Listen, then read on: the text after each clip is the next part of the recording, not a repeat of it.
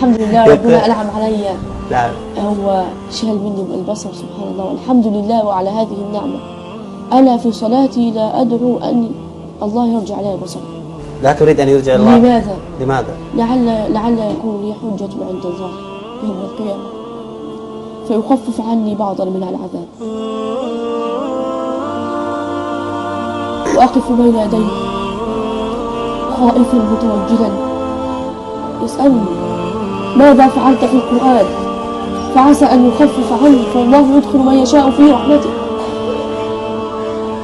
ولكنه أنعم علي بالقرآن.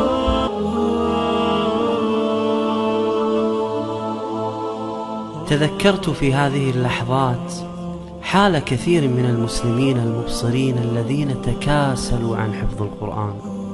يا الله، ماذا ستكون حجتهم عند الله؟